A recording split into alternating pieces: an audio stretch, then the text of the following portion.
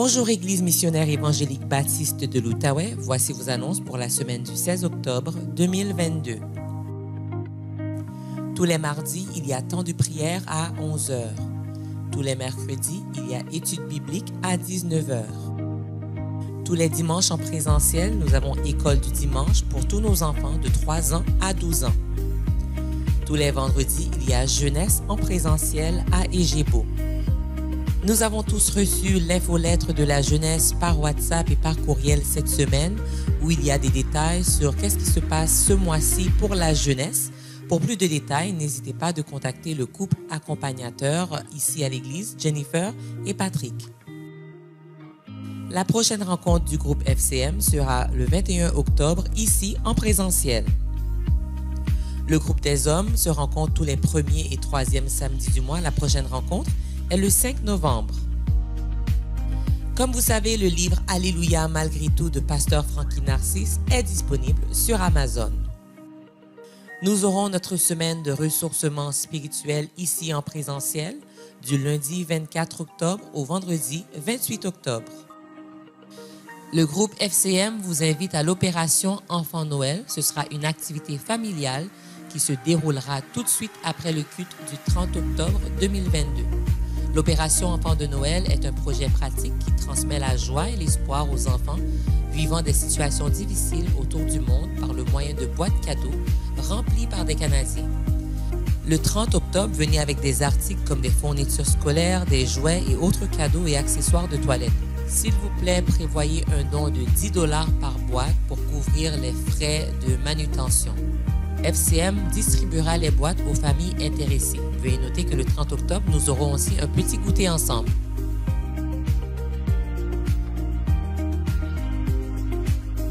Pour tous les moniteurs et monitrices de l'école du dimanche, il y aura bientôt une formation très importante pour tous les moniteurs et les monitrices. Veuillez contacter frère Jean-Renel Nofael pour vous inscrire. Aujourd'hui, tout de suite après le culte, Pasteur Arsène aimerait rencontrer tous les moniteurs et monitrices de l'école du dimanche pour une courte rencontre d'une dizaine de minutes. À mettre dans votre calendrier, notre prochaine assemblée générale sera ici en présentiel le samedi 19 novembre à partir de 18h30. Voici le rapport d'avancement par rapport à l'offrande d'action de grâce. Vous avez jusqu'à la fin de l'année pour participer à l'offrande d'action de grâce. Nous vous remercions d'avance pour vos généreuses contributions. Pour les dîmes et les offrandes, nous le faisons par virement Interac. L'adresse est trésorerie@emebo.org. Dans la section questions, vous mettez l'objet de votre don, offrande, dîme, mission, etc. Et le mot de passe est Emebo84 en minuscule. Nous souhaitons un joyeux anniversaire à tous ceux qui célèbrent un anniversaire de naissance, de mariage, de conversion cette semaine. Joyeux anniversaire. À tous nos visiteurs qui nous visitent pour la première, deuxième ou troisième fois, nous vous souhaitons la bienvenue parmi nous. Si vous avez des questions ou un besoin, n'hésitez pas de communiquer avec nous par les moyens affichés à l'écran, tout en vous souhaitant bon culte. À partir d'un texte qui a été partagé avec moi ce matin, on débute notre service d'adoration. Louez l'Éternel, car il est beau de célébrer notre Dieu, car il est doux et bienséant de le louer. L'Éternel rebâtit Jérusalem, il rassemble les exilés d'Israël. Il guérit ceux qui ont le cœur brisé et il panse leurs blessures. Penchons-nous devant le Seigneur. Ô Dieu Trinitaire, Père, Fils et Saint-Esprit, comment il est beau et doux de te rendre l'action de grâce, louange, adoration. Tu as rassemblé ton Église, tes élus, des quatre coins de la terre. Tu es en train de bâtir ton peuple. Tu les ramasses, tu les gardes. Tu leur donnes un pâturage. Parmi nous qui sommes blessés, tu guéris nos blessures, tu mets des pansements sur nos plaies. Et c'est à cause des plaies de Jésus-Christ souffert pour nous que nous osons ce matin te porter la louange, ô Dieu.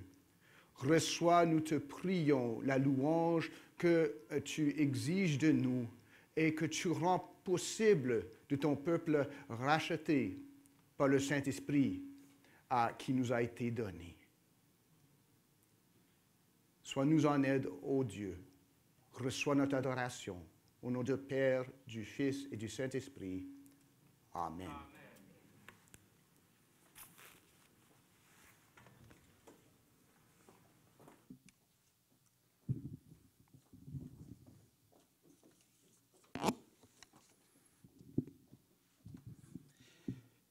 La paix de Dieu soit avec vous tous. Ce matin, nous voulons prendre le temps d'adorer le Seigneur.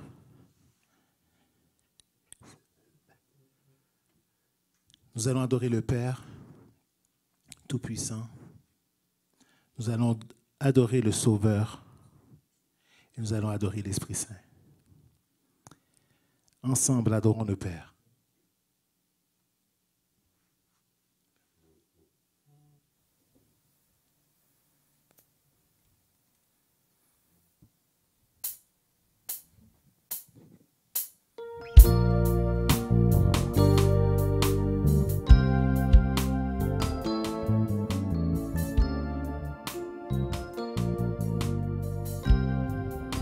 Adorons le Père. On peut se mettre debout? Adorons le Père au plus haut des cieux, la sainte lumière qui brille en tout lieu. Proclamons sa grâce, le pardon divin, l'amour efficace, le bonheur sans fin. Célébrons la gloire du puissant Sauveur. Chantons la victoire du grand Rédempteur. Il vint sur la terre pour nous secourir. Plus tendre qu'un frère, il voulut mourir. Bien céleste flamme, messager divin, viens montrer à notre âme Jésus le chemin. Descends à cette heure dans nos cœurs joyeux, qu'il soit ta demeure, Esprit glorieux. Bien céleste flamme, messager divin, viens montrer à notre âme Jésus le chemin. Descends à cette heure dans nos cœurs joyeux, qu'il soit ta demeure, Esprit glorieux. Qu'il soit ta demeure, Esprit glorieux. Qu'il soit ta demeure, Esprit glorieux. Oh oui, viens céleste flamme, messager divin. Montre à notre âme que tu es le chemin. Seigneur, nous t'élevons, nous t'exaltons. Et nous proclamons que tu es roi, roi sur ce pays, roi dans cette église, roi sur notre vie, Seigneur. Sois exalté, sois magnifié, sois glorifié par tes élus ce matin. Manifeste-toi puissamment au sein de ta louange et de cette adoration, Seigneur. Agrée-la comme un doux parfum. Dans le précieux nom de ton Fils Jésus, nous t'avons prié. Amen. Amen. Nous allons faire ensemble la lecture qui sera projetée pour vous. Et cette lecture se trouve dans le psaume 2.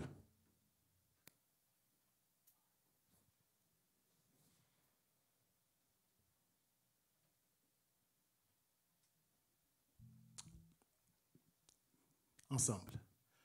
Pourquoi ce tumulte parmi les nations, ces vaines pensées parmi les peuples?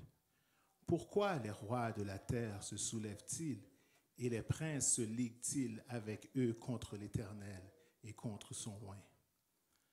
Brisons leurs liens, Délivrons-nous de leurs chaînes. Celui qui siège dans les cieux rit.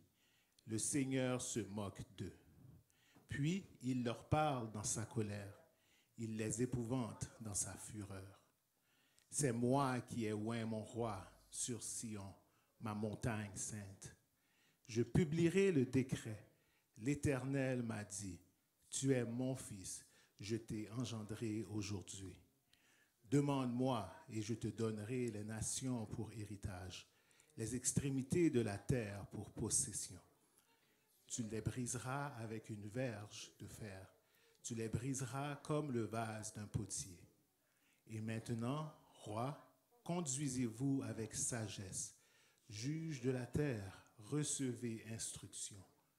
Servez l'Éternel avec crainte et réjouissez-vous avec tremblement.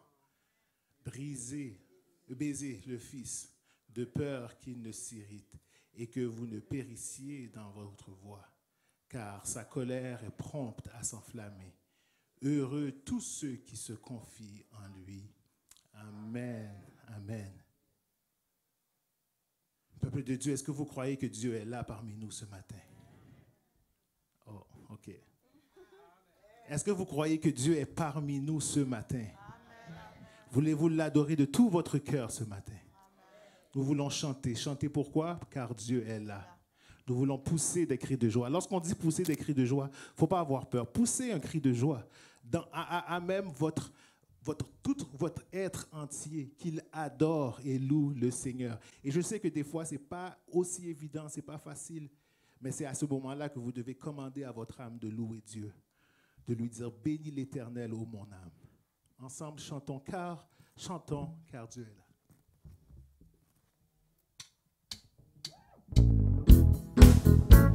On tape des mains.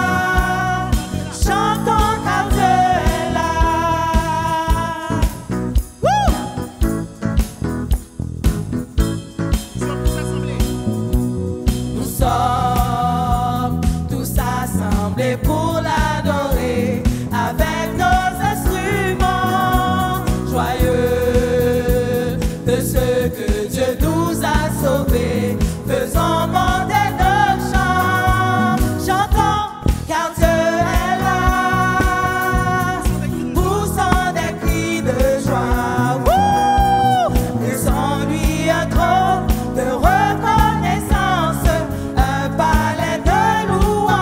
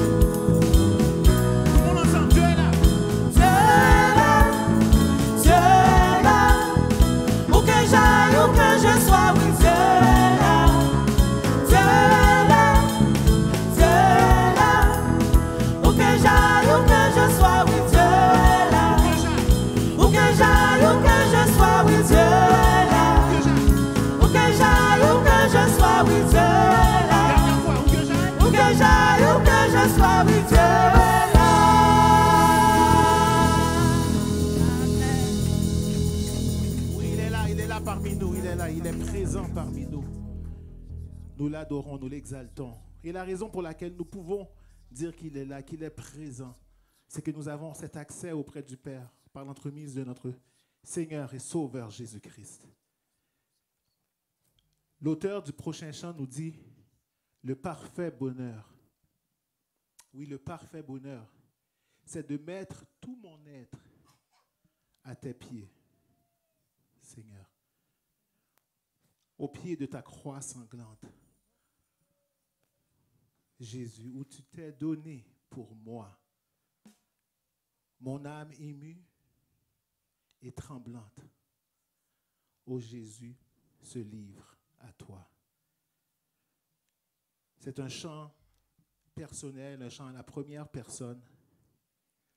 Si vraiment il est le parfait bonheur pour toi, chante avec nous.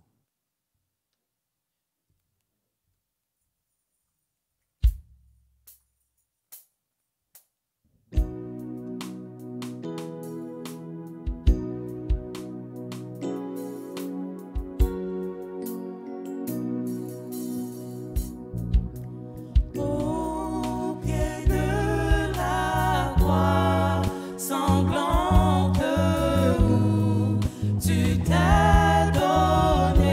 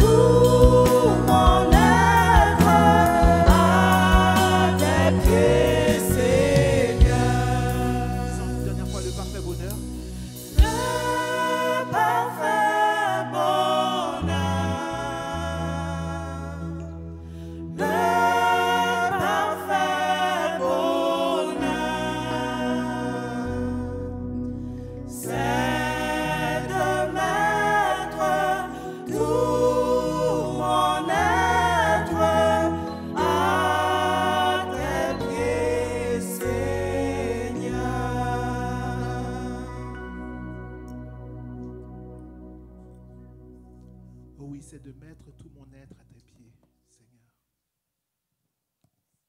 Faites silence en vos cœurs et priez votre Dieu ce matin. Reconsacrez-lui tout votre être. Trop souvent, nous chantons « Entre tes mains, j'abandonne tout ce que j'appelle le mien ». Et en quittant ces lieux, on reprend ce qu'on a quitté et on s'en occupe. Les sacrifices les plus difficiles à faire, ce sont des sacrifices vivants. Parce que quand le sacrifice est vivant, eh bien, il peut descendre de l'autel, il peut vouloir s'en aller. Consacrant notre âme tout entière à notre Dieu. Que sa présence, son amour, sa paix soit notre bonheur, notre joie.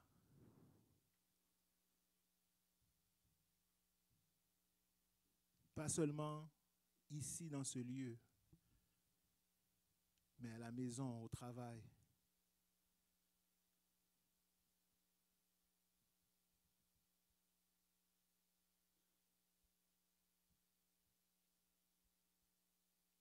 Seigneur, trop souvent, nous avons fait choix de toi pour ensuite oublier si facilement. Nous te demandons pardon pour cela, Seigneur, et nous voulons venir ce matin reconsacrer nos vies à toi. Prendre la décision, encore une fois, de marcher dans tes voies. De nous attacher à ta parole.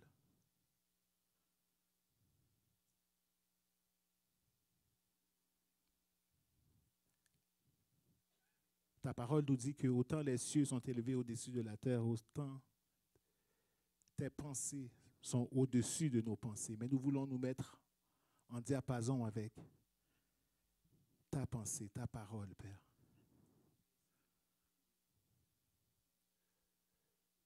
Nous savons que l'endroit le plus sûr pour chacun d'entre nous, c'est dans ta volonté, Seigneur. Donne-nous d'entendre ta voix.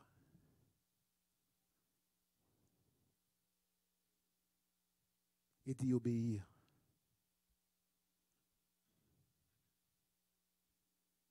Le parfait bonheur,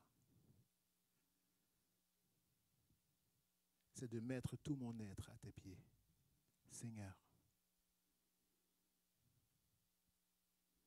Agrée et accepte cette adoration, non par nos propres mérites, mais dans le précieux nom de ton Fils Jésus, celui qui vit et règne au siècle des siècles.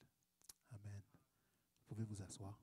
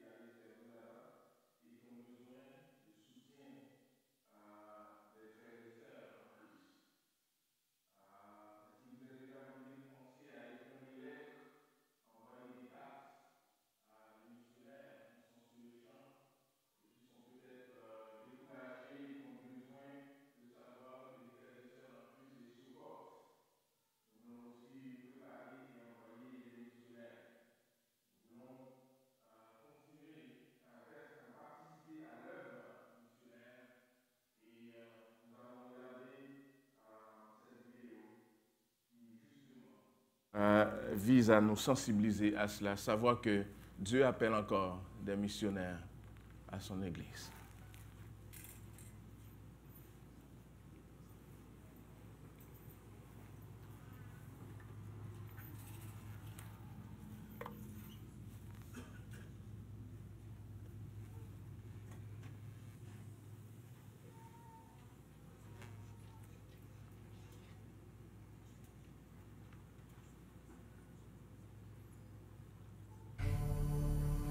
Il marcha avec lui dans le jardin d'Éden, mais le péché mit fin à cette relation. Alors Dieu créa le missionnaire. Dieu dit, « J'ai besoin de quelqu'un qui dise non au statu quo, non à la poursuite du bien-être, mais soit prêt à quitter sa famille pour s'envoler vers un pays lointain, apprendre une langue qu'il n'a jamais entendue, voyager dans des bus archi-pleins ou à dos de chameau. Quelqu'un qui dormirait n'importe où, mangerait n'importe quoi, supporterait la chaleur, lutterait contre le froid avec un sourire aux lèvres, simplement pour apporter l'évangile à un peuple qui n'est pas le sien. Alors Dieu créa le missionnaire. Dieu dit, parce que la moisson est grande, j'ai besoin de quelqu'un pour semer, pour travailler la terre, pour arroser et récolter la moisson car elle est mûre. Quelqu'un qui aille et forme des disciples, multiplie les fruits en répondant à l'appel, quel qu'en soit le prix. Alors Dieu créa le missionnaire.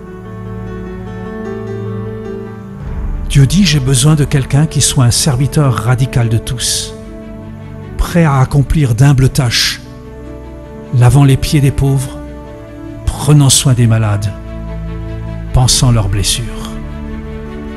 J'ai besoin de quelqu'un qui visite les prisonniers, prenne soin de la veuve et des orphelins, quelqu'un qui n'hésite pas à s'asseoir dans la poussière avec un enfant pour lui communiquer qu'il est un être aimé.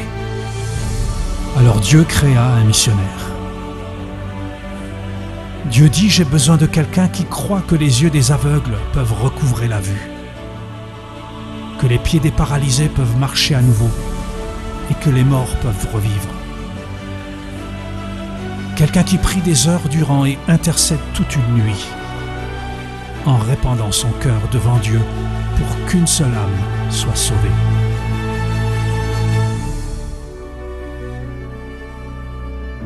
Dieu dit, j'ai besoin de quelqu'un d'honnête et de courageux, rempli de grâce, de miséricorde et de compassion, libre de la peur ou de la passivité, qui marche de manière authentique, brûlant d'amour et revêtu de vérité.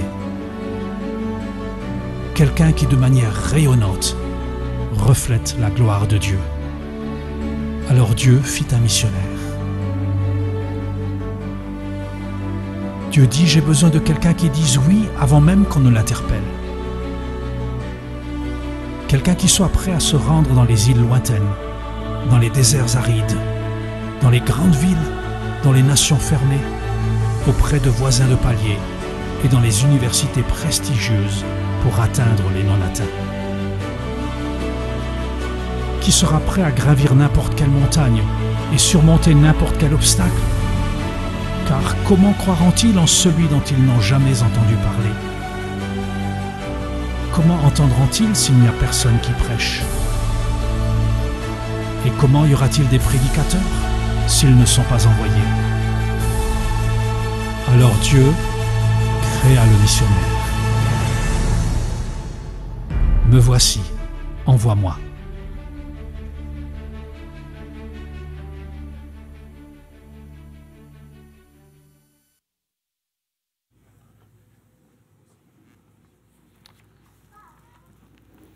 Et la question que je peux vous poser ce matin, c'est est-ce que Dieu peut compter sur vous pour être un missionnaire?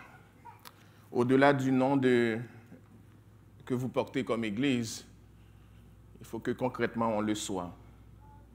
Et je répète, il y a des personnes qui peuvent être envoyées, du soutien financier qu'on peut envoyer aux gens qui sont là-bas, des temps de prière réguliers et constants qu'on peut avoir pour ces gens qui sont sur le champ missionnaire, des cartes, des paroles de soutien qu'on peut leur envoyer.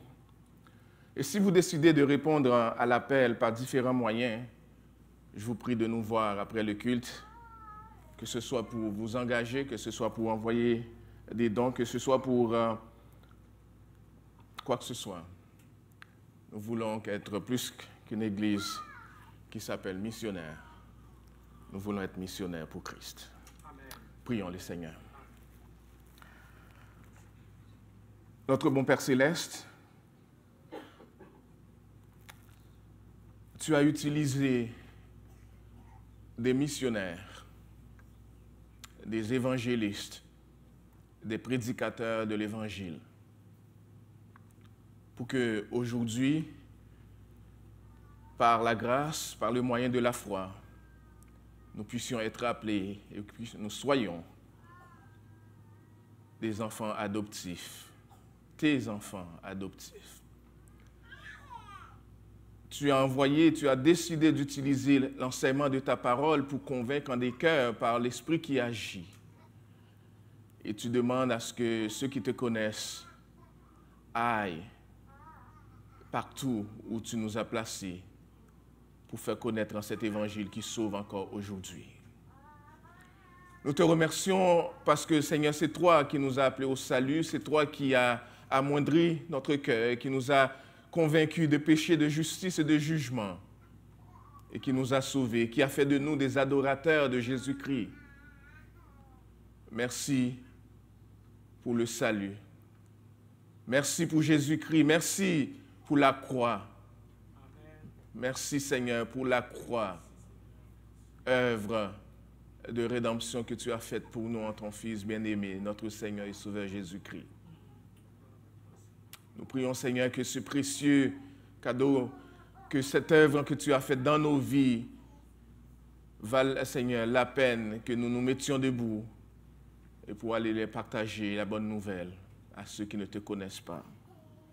Ce matin, nous venons devant toi confesser notre paresse, confesser notre tendance à rester dans notre confort, notre tendance à vivre, Seigneur, la vie chrétienne pour nous-mêmes. Et notre rébellion à nous soumettre à toi, Seigneur, pour aller là où tu as décidé de nous envoyer. Nous avons été rebelles à plusieurs égards, rebelles, indifférents, inconséquents et même méchants. Nous te demandons pardon et nous prions, Seigneur, que tu renouvelles ta grâce envers nous. Pardonne-nous de nos péchés, Seigneur, envers toi d'abord, envers nos frères et sœurs, envers les membres de nos familles, envers nos voisins, envers les gens proches de nous. Pardonne-nous. Et merci de nous accueillir en ta présence, malgré notre indignité, malgré notre infidélité, malgré nos faux semblants, parce que toi, tu es ce Dieu fidèle. Tu renouvelles constamment et encore ta bonté envers nous. Quel Dieu miséricordieux que tu es, compatissant, riche en bonté, un Dieu lent à la colère. Oh, merci Seigneur. Ce matin, nous venons, Seigneur, de te prier pour que tu réveilles Emebo à l'évangélisation et à la mission. Nous prions que que tu ouvres nos yeux à la souffrance morale et spirituelle du monde et que tu crées en nous ce désir de partager la bonne nouvelle de l'Évangile. Que nous soyons tous conscients de la grande commission à laquelle tu nous as appelés, que tu nous as confiée. Que les familles de notre Église soient missionnaires dans les milieux respectifs que tu les as placés, comme voisins, comme collègues de travail, comme étudiants. Et que nos jeunes soient de vrais témoins pour toi, ô Jésus, dans les milieux universitaires, cégepiens, écoles secondaires et primaires, partout, Seigneur, où tu nous as placés. Nous prions, ô Père, que nous vivions notre vie chrétienne avec fierté, avec joie, avec reconnaissance devant toi. Nous prions, Seigneur, pour l'Église persécutée, Pour les chrétiens faussement accusés de blasphème au Pakistan, nous prions, Seigneur, pour James et sa femme, Shumaïla, et d'autres familles, qu'ils puissent trouver un lieu de sécurité et de stabilité où ils peuvent vivre en paix, comme servantes et serviteurs de Jésus-Christ. Nous prions, Seigneur, que l'occasion se présente bientôt pour la famille Massy de vivre librement, sans crainte et menace permanente pour sa vie. Ce matin, nous prions que malgré la situation désespérée ou apparemment désespérée, que ces croyants persécutés soient remplis de force, remplis de paix, remplis de la joie qui vient de toi, ô Jésus. Que les prédicateurs et responsables d'église qui sont arrêtés en Chine soient libérés et les allégations contre eux soient abandonnées. Seigneur, accorde force, persévérance et sagesse à tous les membres de ton Église universelle. Qu'on continue, Seigneur, qui continue de faire face aux menaces et à l'oppression des autorités. Que tu nous gardes, Seigneur, que tu les gardes dans la fidélité et qu'ils décident, Seigneur, par ta puissance, par ton esprit qui agit en eux, de persévérer malgré les persécutions. Alors que des croyants sont actuellement emprisonnés dans différents pays au monde et attendent la libération, qu'ils reçoivent des occasions divinement désignées de partager le message de l'Évangile, le message qui change la vie et qui transforme les cœurs. Fais-le, Seigneur, pour la gloire de ton Saint-Nom. Nous prions pour notre Église locale. Nous prions pour les personnes en deuil, que tu les visites et les consoles leur cœur.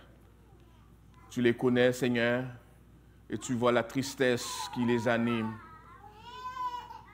depuis le départ de leur être cher. Nous prions tout particulièrement pour notre frère Bernard qui vient de perdre un membre de sa famille. Nous prions que tu le soutiennes et que tu le fortifies, comme tu continues de le faire pour notre sœur Réniane, notre sœur Nadège et d'autres personnes qui continuent de pleurer le départ d'un être cher. Seigneur, nous appelons la guérison pour nos malades, pour les maladies chroniques, pour les dépressions saisonnières, pour les maladies mentales et psychologiques. Seigneur, nous prions que tu fortifies nos personnes âgées, que tu renouvelles leurs forces, que tu guides ceux qui font face à des défis particuliers ce matin, ceux qui ont des défis, que ce soit au niveau financier ou autre. Nous prions que tu ouvres les écluses des cieux pour bénir et faire grâce. Et merci pour la provision que tu as faite pour chacun de nous. Provision à tous égards. Provision pour ton Église. Merci d'être que cette Église, par ta grâce au Seigneur, peut arriver à payer et à répondre à toutes ces exigences financières. C'est ta grâce, Seigneur. Nous te remercions pour la fidélité des membres de cette Église dans leurs dîmes et offrandes. Et nous prions que tu continues de déverser ta grâce sur leur vie. Nous te remettons nos enfants. Nous prions, Seigneur, que nos enfants grandissent en stature, en grâce et en sagesse en devant toi. Que tu leur donnes d'apprendre à connaître en Jésus malgré leur jeune âge. Que tu mettes l'amour dans leur cœur. Que tu leur donnes, Seigneur, d'être obéissants à toi, ô Jésus, obéissants à leurs parents. Nous prions que tu bénisses les moniteurs que tu appelles à les enseigner, mais d'abord, Seigneur, que tu bénisses les parents. Nous prions pour les parents qui ont des enfants avec des difficultés particulières, que tu pourvoies, ô Dieu de grâce. Nous prions pour les parents, Seigneur, qui doivent éduquer, Seigneur, faire l'école à la maison. Nous prions que tu les équipes pour que, Seigneur, ils fassent ce travail avec grâce, en comptant sur ton aide. Faire au-delà de ce que nous pouvons demander ou même penser. Envoie, Seigneur, ta parole. Utilise ton serviteur pour parler avec clarté et hardiesse, de manière à ce que l'enseignement de ta parole ce matin nous rejoigne dans nos besoins et que cela fasse l'effet, Seigneur, de transformation pour que nous soyons des serviteurs conséquents qui te glorifient et qui louent ton Saint-Nom. Faire au-delà de ce que nous pouvons demander ou même penser, parce que nous avons présenté nos requêtes devant toi, au nom et par les mérites de Jésus, notre bien-aimé Sauveur et Seigneur, celui qui vit et règne au siècle des siècles. Amen. Amen. Pardon, juste avant de faire appel de laisser la place à notre frère pour la prédication de l'Évangile. J'aimerais juste rappeler quelques annonces qu'on a faites au sujet de l'exercice d'évacuation. Nous avons averti qu'au cours de cet automne, il y aura un exercice d'évacuation. C'est important que vous vous rappeliez les consignes suivantes. Le lieu de rassemblement, s'il y a quelque chose qui arrive à l'église, que ce soit un feu, peu importe ce qui arrive, le lieu de rassemblement, c'est le fond du stationnement qui est en face de la source aux aubaines.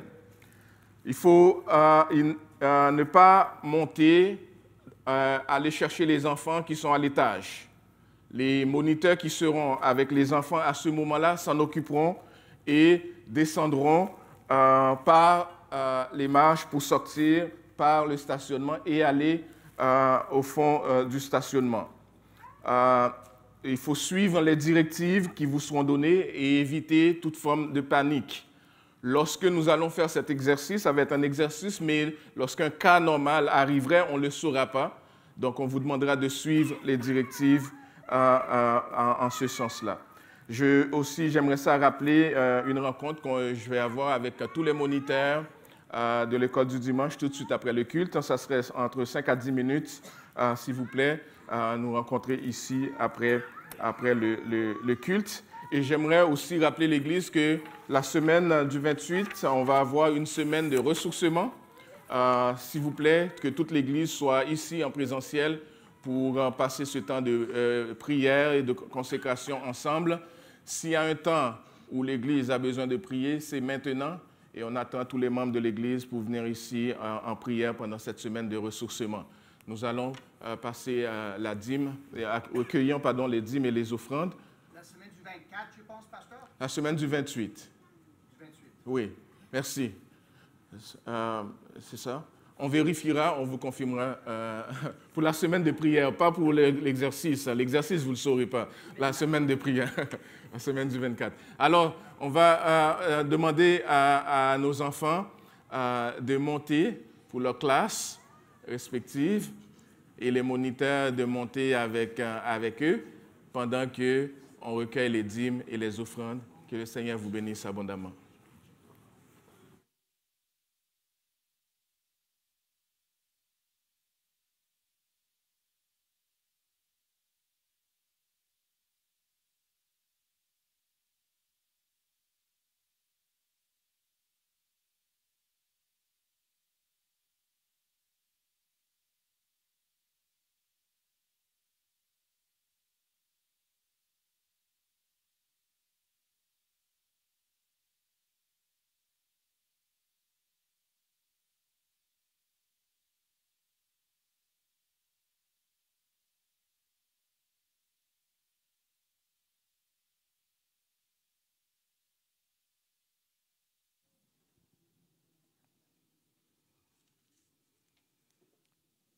Bonjour frères et sœurs, ce n'est pas un témoignage que je vais faire. Je vais juste lire la parole de Dieu pour vous. Nous lisons dans 2 Corinthiens chapitre 9, versets 6 à 15. Sachez-le, celui qui sème peu, moissonnera peu. Et celui qui sème abondamment, moissonnera abondamment. Que chacun donne comme il l'a résolu en son cœur, sans tristesse ni contrainte, car Dieu aime celui qui donne avec joie.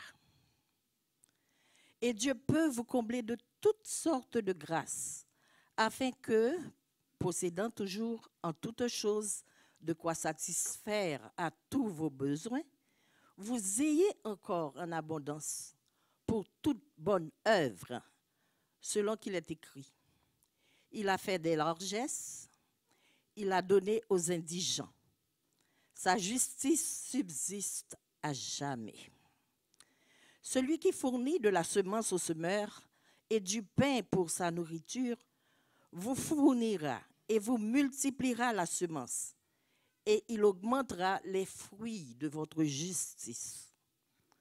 Vous serez de la sorte enrichis à tous égards, pour toute espèce de libéralité, qui, par notre moyen, feront offrir à Dieu des actions de grâce. Car le secours de cette assistance non seulement pourvoit aux besoins des saints, mais il est encore une source abondante de nombreuses actions de grâce envers Dieu. En considération de ce secours dont ils font l'expérience, ils glorifient Dieu de votre obéissance dans la profession de l'évangile de Christ et de la libéralité de vos dons envers eux et envers tous. Ils prient pour vous parce qu'ils vous aiment à cause de la grâce éminente que Dieu vous a faite.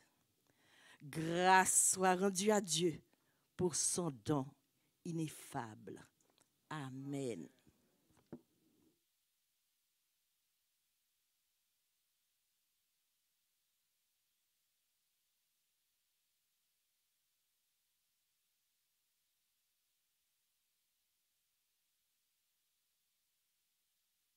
Soit rendu à Dieu pour son don ineffable. On y revient, mes amis. Je vais vous demander de tourner maintenant, après avoir entendu la lecture de la parole de Dieu, lentement, clairement, avec empressement, à Matthieu chapitre 6. Matthieu chapitre 6, je vais lire maintenant les 4 premiers versets de Matthieu 6. Matthieu 6, versets 1 à 4. Écoutons encore la parole de Dieu. Gardez-vous de pratiquer votre justice devant les hommes pour en être vus. Autrement, vous n'aurez point de récompense auprès de votre Père qui est dans les cieux.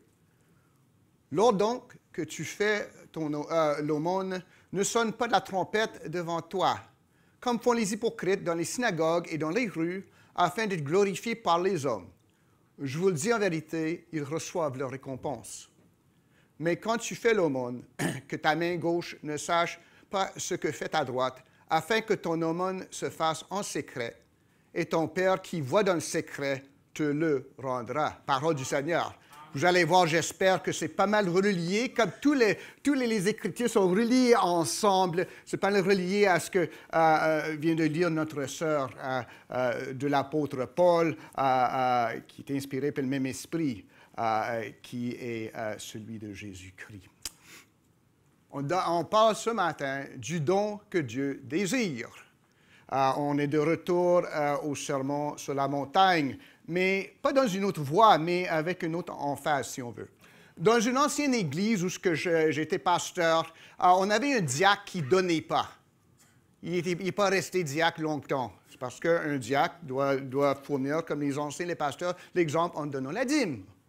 En tout cas, sa femme lui revendiquait ça. Puis elle a dit, Dieu aime celui qui donne avec joie, comme on vient de le lire.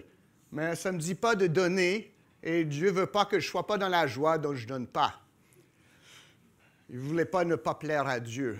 C'est une interprétation un peu spéciale, vous allez avouer, mais bien souvent, nos interprétations à nous, au sujet du don, de la charité, puis c'est de ça qu'on parle aujourd'hui, c'est de ça dont parle Jésus. C'est aussi spécial, disons, que celui de mon ex-diacre. On va parler ce matin, d'après le sermon sur la montagne, sur le sujet de l'aumône, le don, la charité, le bénévolat, si on veut. Pourquoi, comment, à qui et que donnons-nous? Nous reprenons chapitre 6, comme vous l'avez constaté, suit chapitre 5 dans l'évangile de Matthieu. Nous reprenons l'enseignement de Jésus. Jésus, ayant révélé le cœur de la loi, va procéder en chapitre 6 à nous parler d'actes religieux, si on veut, de piété publique. Puis ça, c'est un peu un résumé de ce qu'on a vu il y a 2 semaines, mais il y a des différences là-dedans, mes amis, donc endormez-vous pas. On fait une comparaison puis une contraste entre chapitre 5 et cette partie-là de chapitre 6, versets 1 à 18, disons. On voit que dans la première partie, Jésus va faire la différencier entre la vie du disciple devant les hommes, chapitre 5, la vie de tous les jours, celle vécue devant Dieu, la vie religieuse. Chapitre 5, chapitre 6. L'un, si on veut, c'est la vie manifeste, c'est ouvert, c'est une vie de justice, puis on parle maintenant de justice vécue, de justice éthique et morale. On ne parle pas de la justice hors nous, la justice objective de Jésus-Christ, qui est ce que Dieu nous juge, la façon par laquelle Dieu nous juge. C'est la justice de Dieu en Jésus-Christ qui est la nôtre par la foi. Ça, c'est une justice objective. Jésus parle ici d'une justice subjective, la justice de ma vie vécue. En chapitre 5, il parlait de la justice vécue, si on veut, devant les hommes, dans le monde. Comment vivre la loi d'une manière qui ne me plaisait pas, mais qui plaisait à Dieu. En chapitre, puis c'était manifeste. Chapitre 6, on va voir que ça change un peu ici. On voit que c'est la vie, si on veut, cachée. Si c'est la vie manifeste en chapitre 5, c'est un peu caché. En chapitre 5, on était à montrer notre justice devant les hommes afin que je sois glorifié. Non, ce n'était pas ça. C'était afin que Dieu soit glorifié. Matthieu 5, verset 16. Puis ça va tous ensemble, comme on a dit. La Bible se tient ensemble. Que votre lumière luise ainsi devant les hommes, afin qu'ils voient vos bonnes œuvres et qu'ils glorifient votre Père qui est dans les cieux. Donc, chapitre 5, si on veut, Jésus nous poussait à vivre ouvertement une vie juste afin que le Père soit glorifié. Mais maintenant, chapitre 6, ça change un peu.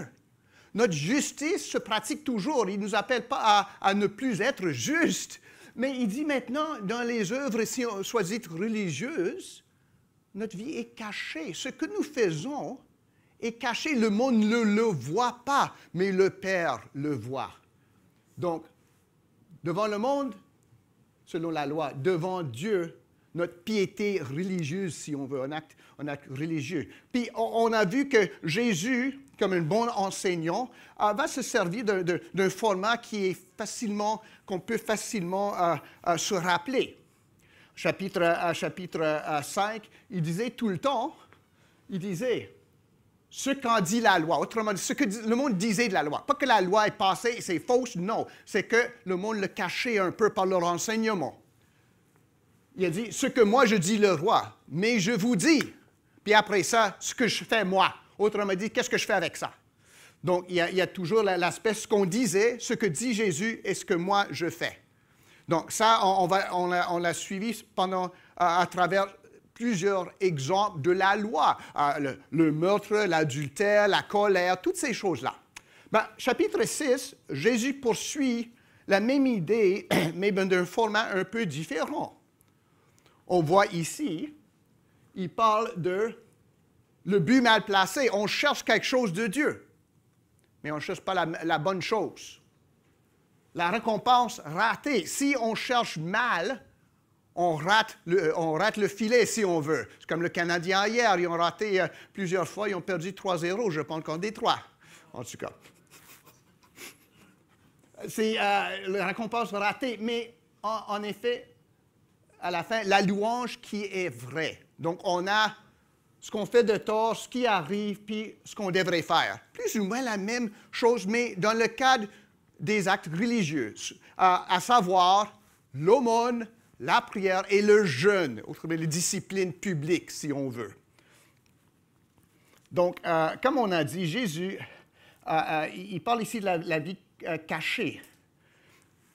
La justice du disciple est faite à l'ombre, si on veut. On ne voit pas ce qu'il fait, ce qu'elle fait, mais Dieu le voit. Ça ne veut pas dire qu'on ne fait rien. Non. C'est ce qu'on fait, on ne publie pas. On ne sonne pas des trompettes. Puis ça va pour les 3 cas ici, pas juste pour l'aumône. Puis on va parler de c'est quoi sonner la trompette tantôt. Mais le but, c'est que ce soit caché. Autrement que je ne me glorifie pas, mais que Dieu soit glorifié. Si on veut, en chapitre 5, c'était la vie manifeste, ouverte. Je me présente comme un homme juste pour que les autres me voient et m'imitent afin que Dieu reçoive la gloire. Ici, je me cache afin que je fasse confiance à Dieu et Dieu reçoit la gloire encore. Le but est le même dans les deux chapitres, que Dieu soit glorifié par la vie de l'homme, de la femme sauvée en Jésus-Christ. Mais c'est une manière un peu différente. Puis le verset qu'il faut toujours se rappeler, c'est que votre lumière luise devant les hommes afin qu'ils voient les bonnes œuvres, vos bonnes œuvres et qu'ils glorifient votre Père qui est dans les cieux. Le but, ce n'est pas qu'ils me voient, mais c'est la dernière partie. Qu'il glorifie votre Père qui est dans les cieux. C'est ça le but en fin de compte. Quand j'étais dans l'armée, puis on marchait de nuit, il fallait toujours faire attention avec une lampe de poche. Parce qu'une lampe de poche, là, je peux faire pour voir l'adversaire, hein? Mais c'est qui va voir qui avant? Bien, c'est l'autre qui va me voir, hein, parce que je l'allume ça, puis il dit, oh, il y a un pas brillant qui allume sa lumière. Puis moi, je suis comme là, ça me prend un instant pour le trouver, hein? Mais lui, il me voit dès le début. Il faut être très prudent. De même, lorsqu'on pratique notre religion, si on veut, notre adoration publiquement, il faut faire bien attention. Parce que, mes amis, c'est dangereux pour l'âme. C'est dangereux de passer le corbeil, puis je dis, hey, garde-moi sur ma grande portefeuille, puis garde comment je donne. C'est dangereux pour mon âme parce que je commence à attirer l'attention envers nous. Puis, oh Seigneur, oh, devant. C'est dangereux pour mon âme parce que tout le monde me regarde. Il ne regarde pas vers Dieu. C'est dangereux. Oh, j'ai jeûné 4 jours de suite. Puis, oh, je suis vraiment un homme pieux. C'est dangereux pour mon âme parce que je m'attire l'attention. Je vole, si ce serait possible, la gloire de Dieu. Donc, c'est comme la lumière. Faites bien attention. Lorsque notre lumière luise, il faut le faire de manière prudente, afin que Dieu soit glorifié et que moi, je ne sois pas glorifié. Puis c'est ça le but maintenant de Jésus. On pratique la justice, si on dit dans l'aréna publique, mais de manière à ce qu'on soit caché. Qu'on ne dit pas c'est Gordon, c'est Sœur Esther, c'est Frère Élie qui a dit ça. On dit, hey, quelque chose a fait quelque chose de bon. Il y a un pauvre qui maintenant a de quoi manger, que Dieu soit loué. On ne sait pas c'est qui. Oh, Élie dit, non, c'est moi qui ai fait ça. Hein? Non, il ne va pas faire ça. Pour que Dieu soit glorifié, on se cache. Puis on va trouver beaucoup de cachets dans cet enseignement. Puis on trouve, si on veut, le format, c'est lorsque, mais quand ton Père. Lorsque tu fais l'aumône, la prière, le jeûne, ne fais pas ça.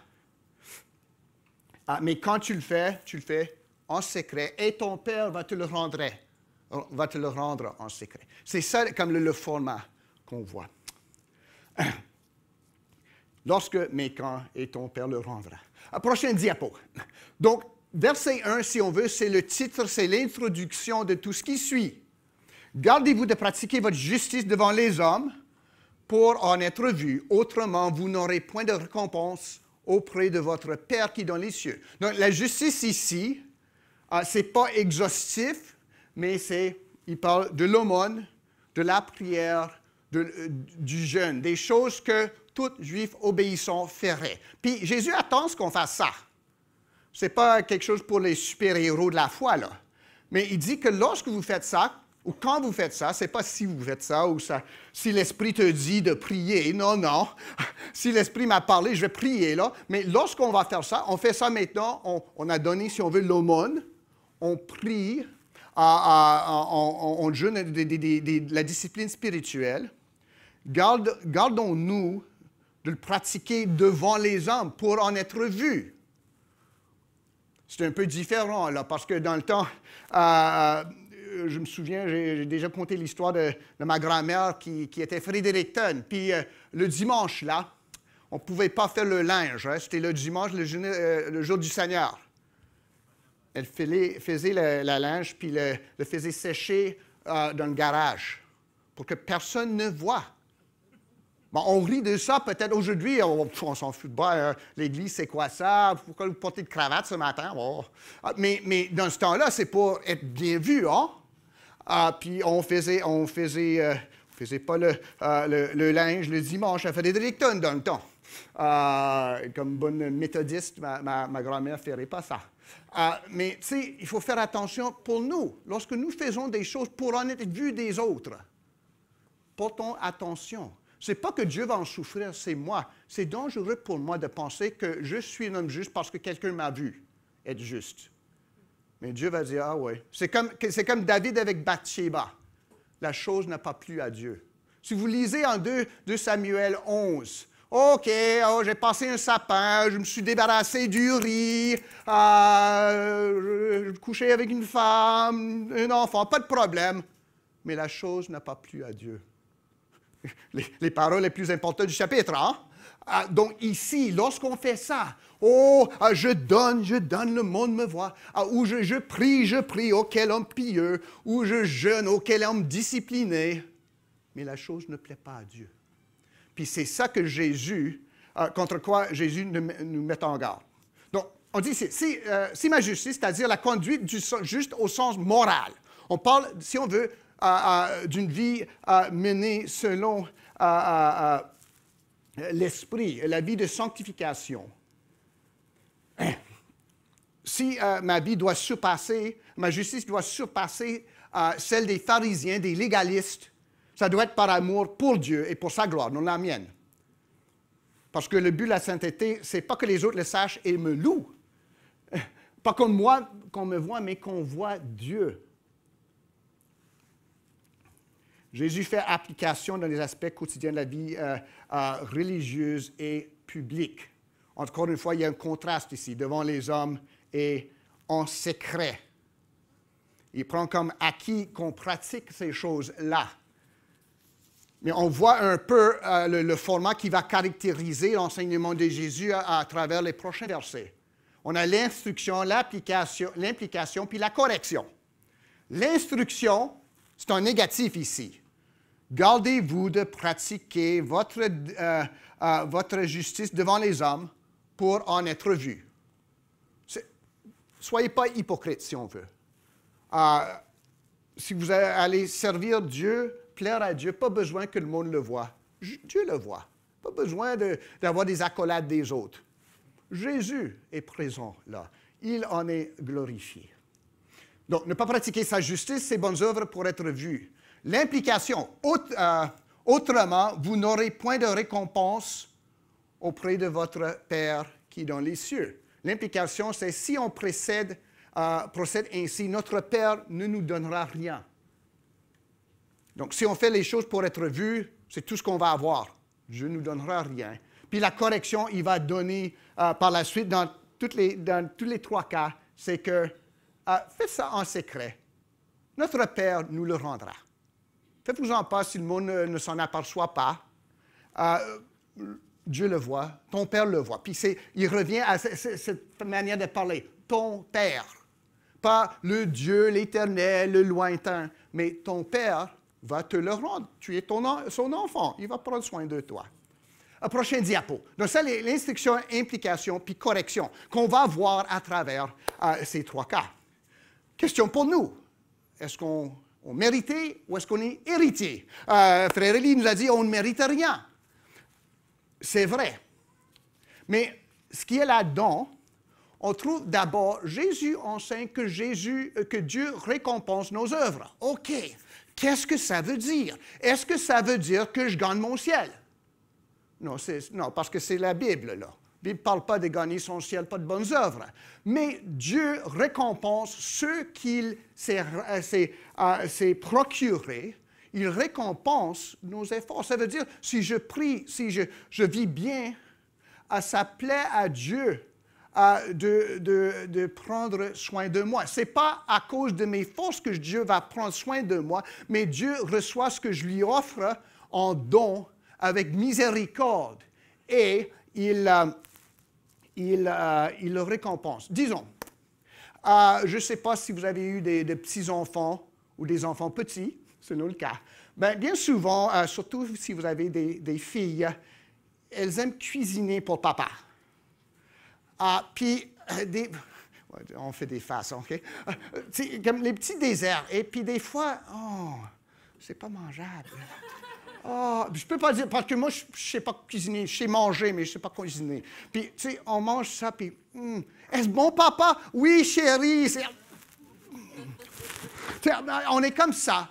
Mais je vais lui dire, oh, tellement, tu as bien fait, je vois l'effort que tu as fait. Oh, elle prend plaisir. Est-ce que c'est parce que c'était bon? Non, c'était méchant, c'était pas mangeable. Si je demande à Louise des Toms par la suite pour pouvoir passer la nuit. Mais je dis quand même à ma fille, « Oh, merci chérie, c'est tellement amable de ta part, j'apprécie beaucoup l'effort. » Je lui récompense. Pas à cause que c'était bon, mais parce que je l'aime. Puis Dieu nous récompense pas à cause de notre mérite, nous ne méritons rien, mais à cause de son amour, sa miséricorde. Puis c'est de ça que parle Jésus. Il est notre papa. Il n'est pas le Dieu de qui on gagne certaines choses par nos efforts. C'est notre papa et ça plaît à notre papa de nous donner de bonnes choses.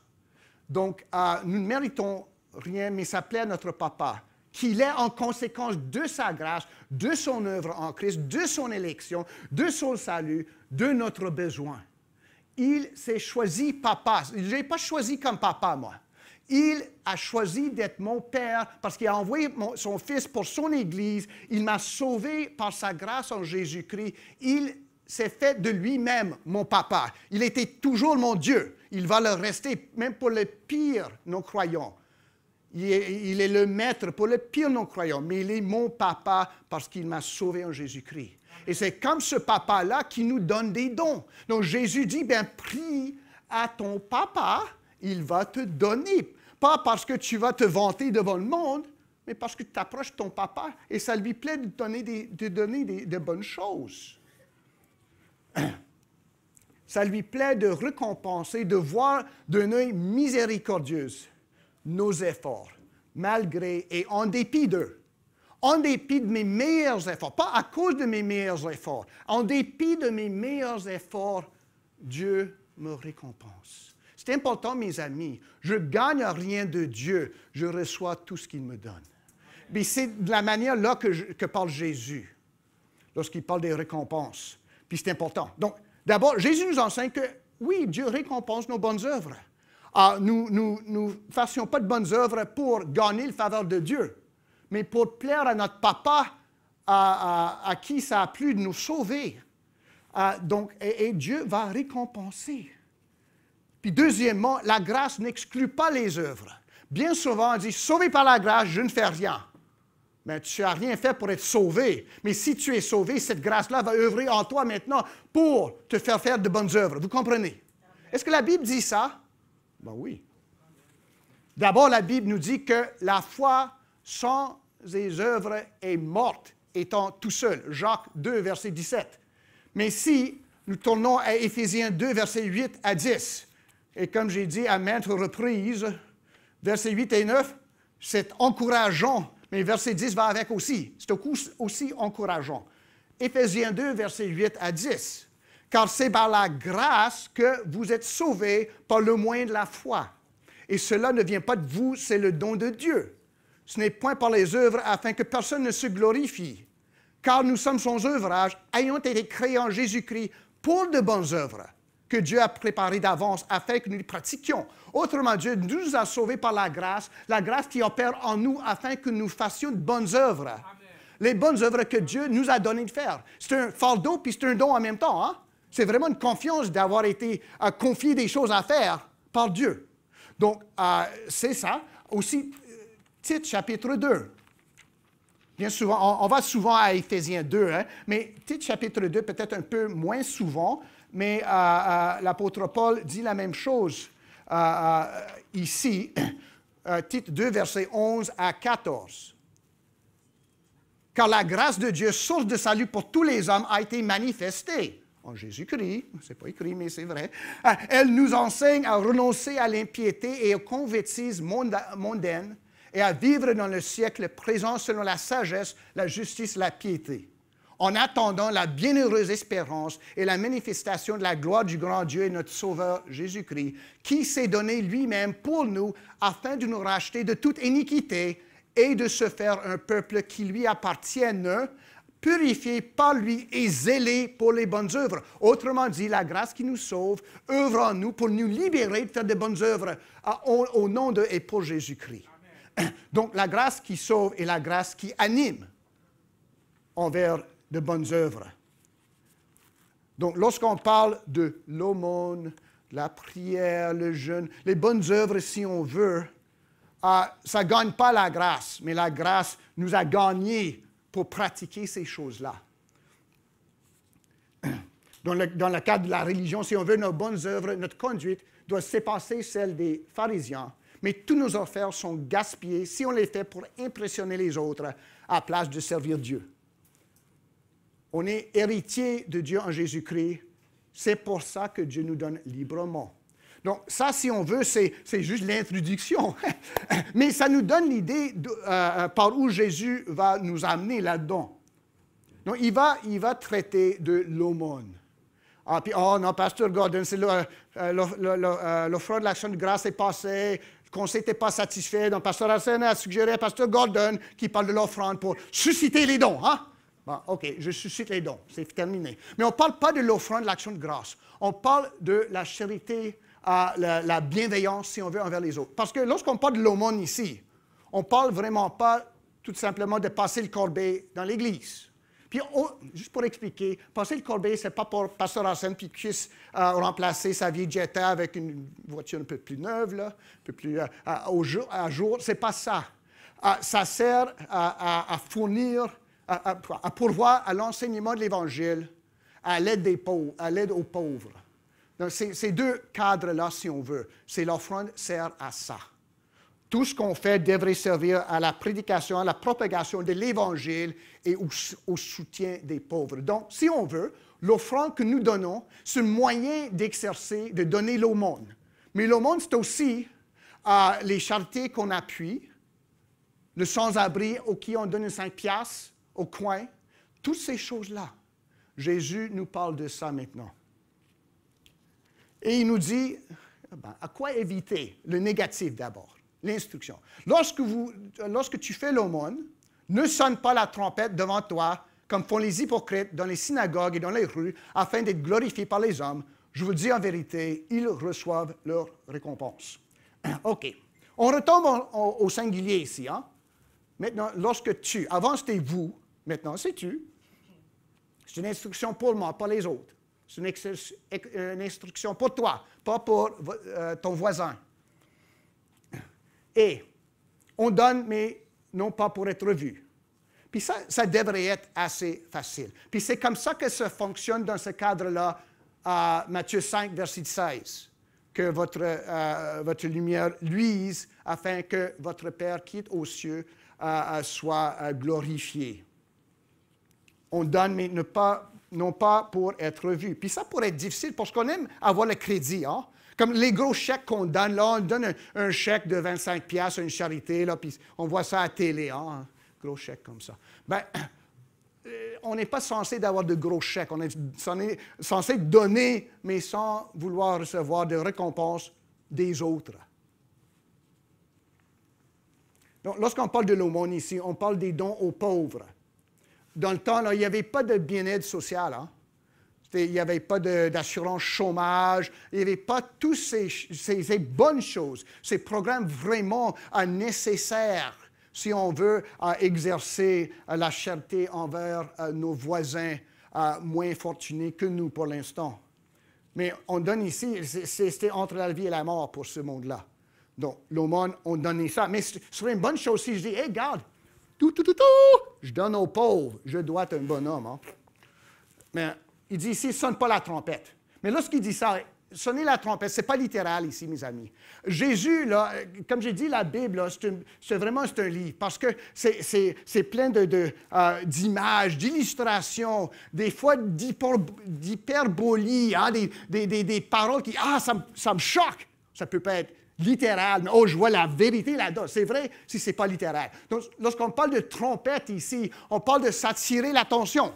Je ne pense pas qu'ils sonnent des trompettes dans les synagogues. S'il n'y avait pas de bande là-dedans. Là. Donc, il ne faisait pas ça. Mais la question, c'est que, garde-moi, je donne. Je suis un homme religieux, puis je donne aux pauvres. Je vise ce pauvre qui est là. Mets-toi debout là. Pour que le monde puisse te voir, mais plus important, qu'il me voit. Et on voit ça de nos jours, là, du monde qui se vante de ce qu'ils font. J'ai plus confiance au monde qui ne parle jamais de ce qu'ils font, mais il faut de bonnes choses. Si on se présente à la vue des autres, en effet, on se cache au regard de Dieu. C'est ça que Jésus me dit. C'est soit l'un, soit l'autre. Si je m'expose, peut-être pas la meilleure façon de le dire, puis si je fais quelque chose pour que les autres me voient, tout d'un coup, si je veux, je tourne le dos à Dieu. Parce que ce n'est même pas vraiment important qu'ils me voient, pourvu que les autres me voient. C'est ça qui compte. Puis Jésus dit, fais pas ça, parce que si c'est ça que vous faites, vous ne recevez rien. Tout ce que vous allez recevoir, c'est les accolades du monde. Puis les accolades du monde, c'est passagère. Ça passe vite, mes amis. Les accolades, si on peut le dire ainsi, de Dieu, sont éternelles. Son accolade ultime, si on veut, c'est lorsqu'on ne méritait aucune accolade, c'est de livrer son Fils unique pour nous. Le regard, l'amour de Dieu envers nous s'exprime sur la croix de Jésus-Christ. Puis ça ne change pas, ça ne disparaît pas. Mais les accolades du monde, vite fait. Je fais mon don avec humilité. Je le fais sachant comment bon Dieu est et sachant aussi comment souillé est ma motivation. Mes amis, bien souvent, lorsqu'on donne, ce n'est pas d'un cœur pur. Dieu va pardonner ça. Mais plus difficile, si on veut, à pardonner, c'est lorsque je me présente comme quelqu'un complètement altruiste au monde, sachant que je veux des impôts pour ça, ou vraiment ça me coûtait, ou ça me frustre d'avoir à donner. Mais Dieu va recevoir ça, même avec des motivations mixtes. Mais je me cache, je m'ouvre devant Dieu. Ce que je fais en secret, je suis ouvert avec Dieu aussi, même si je suis fermé avec le monde. Puis ça, c'est pour mon propre bien. C'est le bien de mon âme. Lorsque je donne, puis personne ne voit, peut-être des fois, ça, c'est bon. Donner en ligne, je n'ai jamais vraiment aimé ça avec COVID, mais là, il n'y a personne qui sait vraiment qui donne quoi. On peut donner un assez grand montant sans que personne ne le sache, sauf Dieu. Et je peux dire, Dieu, j'ai donné ça. Tu connais comment il est mon cœur. Mais Père, accepte ça, je te prie. Donc, dans ce cas-là, ces exercices d'aumône, de prière, de jeûne ne deviennent pas des pièges pour notre âme, mais une façon de sanctification, de mortification du péché. Je dis, je donne et je le fais en cachette si on veut. Puis si vraiment je suis orgueilleux, donner en cachette, ça va me faire mal, n'est-ce pas? Parce que à quoi bon donner si personne ne le voit? Ça va me donner quoi? Bien, Jésus dit, ton Père va te rembourser. Pire encore, si tu ne caches pas ça, le seul remboursement que tu vas avoir, c'est les accolades du monde. Donc, ce n'est pas juste question de comment bien donner. C'est un souci de l'âme que Jésus a pour nous. Donner, prier, pratiquer des disciplines spirituelles, les faire en cachette, fait du bien à notre âme.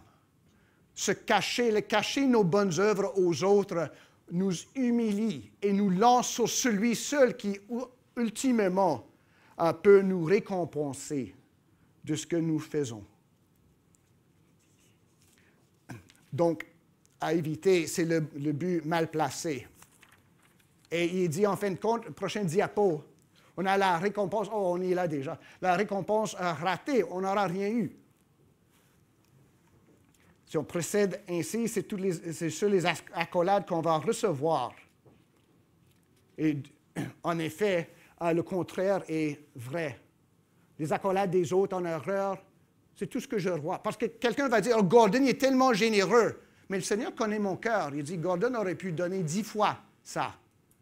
Il n'est pas généreux, il est astucieux, puis pas d'une bonne façon. Dieu le sait. Moi, je le sais aussi. Mais je le cache des autres qui disent, oh, quelle générosité ce bonhomme-là. Mais Dieu le sait. Et tout ce que je reçois, c'est une accolade, une fausse accolade des autres. Ce que je vais recevoir de Jésus au dernier jour, puis c'est là, les amis, il faut porter attention. Matthieu 7, verset 21. Ceux qui me disent « Seigneur, Seigneur » n'entreront pas tous dans le royaume des cieux, mais celui-là seul qui fait la volonté de mon Père qui est dans les cieux. Je peux peut-être passer des sapins à ceux qui m'entourent. Évidemment, pas à Revenu Canada, parce que j'ai eu des pourparlers avec eux cette semaine sur les dons de charité, autrement dit. Une chance que j'ai gardé tous mes reçus. Mais pas à Dieu. Puis au dernier jour, il va dire, « Ah, vous avez donné tout ça, puis vous avez reçu des accolades. Mais moi, je connais ton cœur. Ton cœur était loin de celui à qui tu donnais.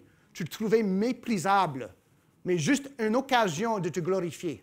Puis moi, je suis là-dedans. » Jésus va me dire, et je vais dire, ben, j'ai dit, Seigneur, Seigneur. Non. Peut-être que tu l'as dit, mais dans ton cœur, j'étais absent. C'est quelque chose vraiment à y réfléchir, mes amis. Jésus, ici, enseigne ces choses, pas seulement pour le souci des pauvres, mais pour le souci de mon âme. Pour que moi, j'apprends à m'humilier devant lui, de vraiment voir qui je suis devant Dieu. Même si je me cache des hommes, Dieu en secret, il sait qui est-ce que je suis, comment je suis. Et ces choses-là, l'aumône, la prière, les disciplines spirituelles deviennent une occasion de vraiment me soumettre à Dieu, de me voir comme je le suis, comme Dieu me voit, et vraiment de me jeter sur lui. Dieu n'est stupide ni aveugle. Tous les foules admiratrices, les grands temples qu'on aurait bâtis ne vaudront rien au jour du jugement, quand nous aurions cherché à voler la gloire celui seul qui la mérite. J'ai vu que, puis si vous n'avez pas encore, vous n'êtes pas procuré le livre de pasteur Francky, j'ai appris une nouvelle expression, droit d'auteur. Droit d'auteur, c'est ça quelque chose que pasteur Francky a cédé aux églises.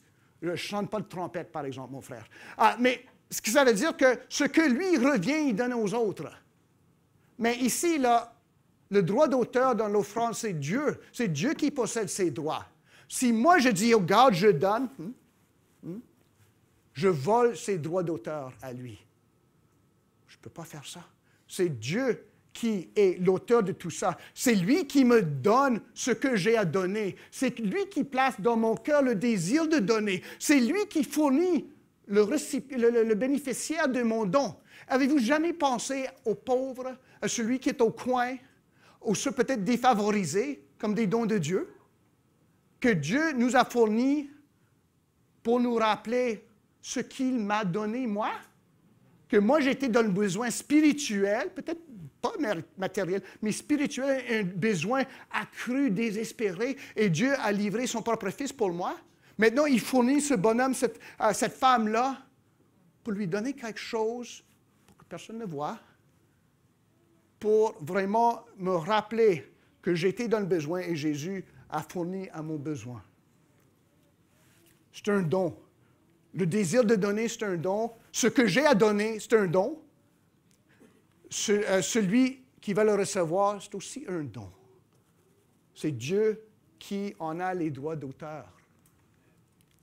Le don sincère n'occasionnera que la louange de Dieu envers Dieu. Un vrai don causera des bénéficiaires de rendre gloire à Dieu, pas à nous. Si on veut, le verset clé lorsqu'on parle de l'aumône ou tout autre service, c'est qu'il faut qu'il croisse et que je diminue. Si jamais je fais de quoi pour Dieu qui tende à me rendre plus fier de moi, plus impressionné de moi-même, qui impressionne les autres plus de moi, puis j'aime voir ça, il faut faire bien attention. Il faut qu'il croisse. Jean 3, verset 30. Il faut qu'il croisse et que moi, je diminue.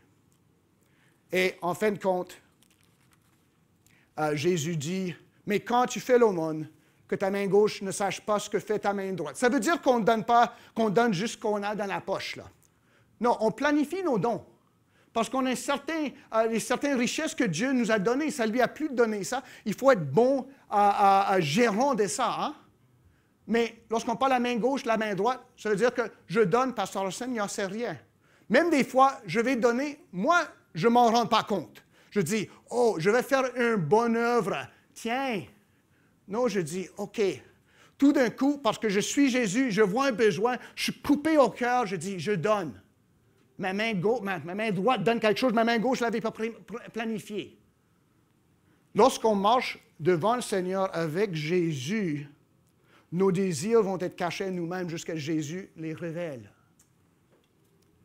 On ne dit pas que je ne planifie pas, puis si j'ai un 5 piastres, je donne ça à l'Église, puis non. Planifiez ça d'avance. Je vous recommande la dîme, 10%, plus si possible, moins si vous n'êtes pas en mesure, ça c'est correct aussi, mais il faut planifier d'avance. Mais on ne fait pas tout de grands annonces aux autres.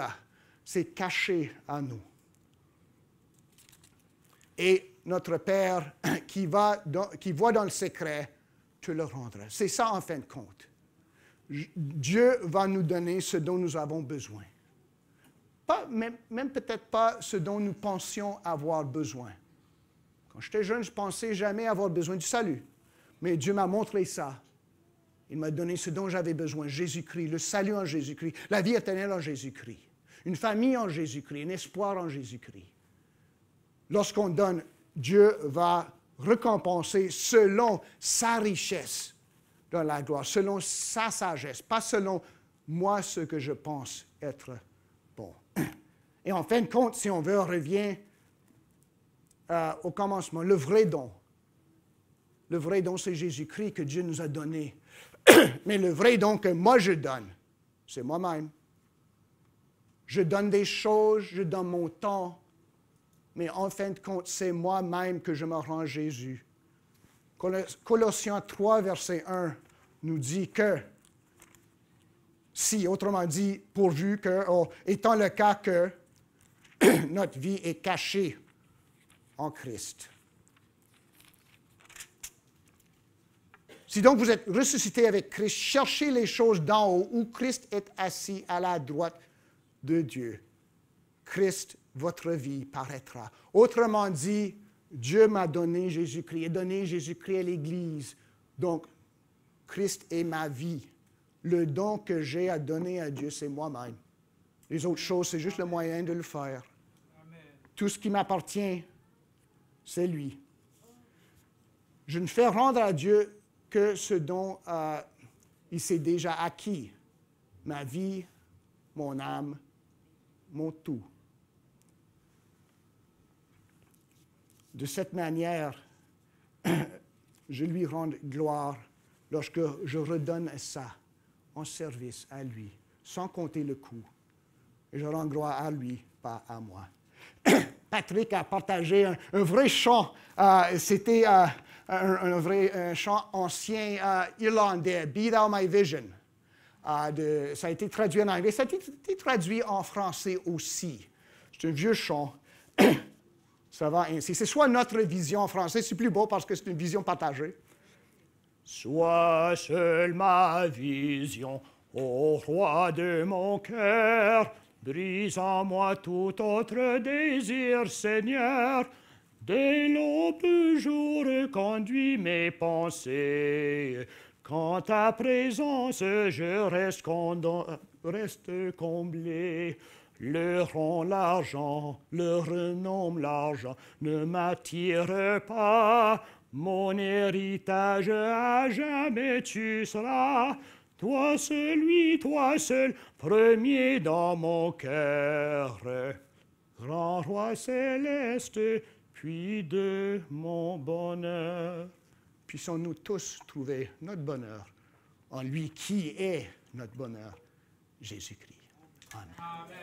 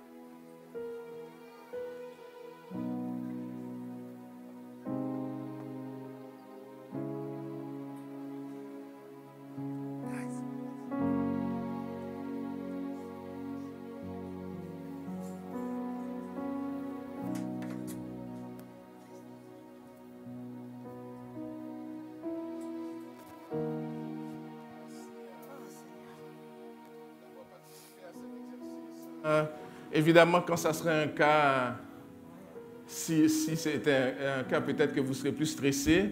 Vous avez été un petit peu informé.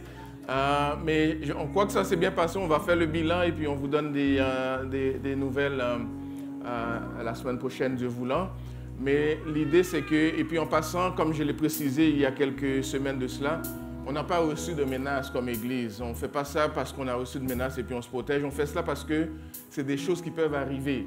Et lorsque ça arrive, ce qu'on veut que vous êtes certains, c'est que chaque dimanche, on veut s'assurer que avec nos enfants aux étages et ici, il y a toujours des précautions qui sont prises pour que s'il arrive quoi que ce soit, qu'on puisse évacuer l'édifice en toute sécurité. Évidemment, c'est l'Esprit du Seigneur qui nous protège de tout danger, mais ça ne nous enlève pas les responsabilités qu'il nous confie. Merci d'y avoir participé et puis on va terminer avec la louange et la bénédiction. Que le Seigneur nous bénisse.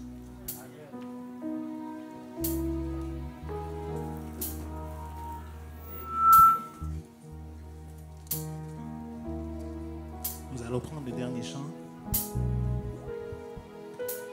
Et nous allons vous demander de vous joindre à nous, si c'est vraiment le désir de votre cœur ce matin, d'être une offrande.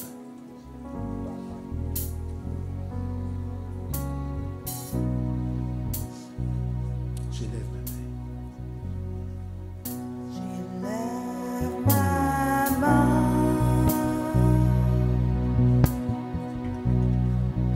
J'élève ma voix.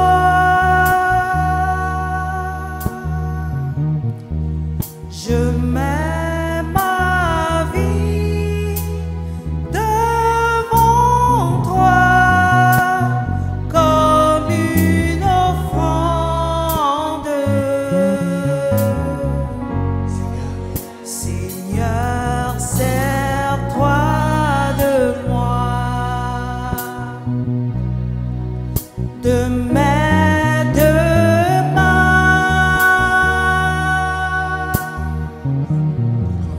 Prends toute ma vie, je te l'offre comme une offrande, comme une offrande. Joignez-vous avec nous et chantons. J'élève ma main.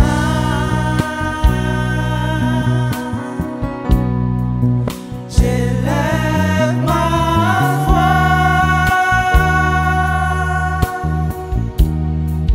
je mets ma vie devant toi comme une offrande. Seigneur, sers-toi de moi, De mes deux mains, Seigneur.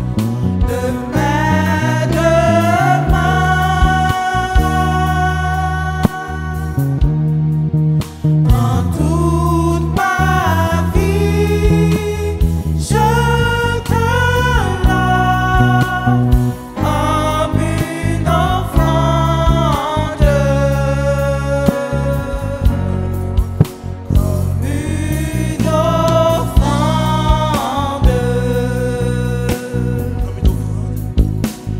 comme une offrande,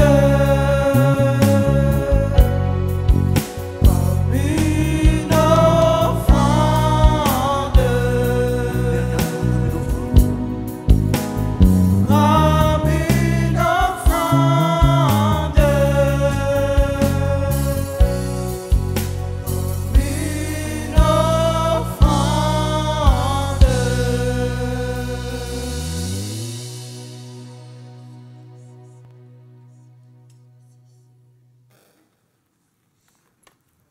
Et si vous désirez vous procurer le livre de Pasteur Frankie, il vous attend au sous-sol après le culte pour vous le procurer. Au reste, frères, soyez dans la joie, perfectionnez-vous, consolez-vous et ayez un même sentiment. Vivez en paix et le Dieu d'amour et de paix sera avec vous. Saluez-vous les uns les autres par un saint baiser. tous les saints vous saluent. Que la grâce du Seigneur Jésus-Christ, l'amour de Dieu et la communication du Saint-Esprit soient avec vous tous. Allez dans la paix du Seigneur, que Dieu vous bénisse abondamment.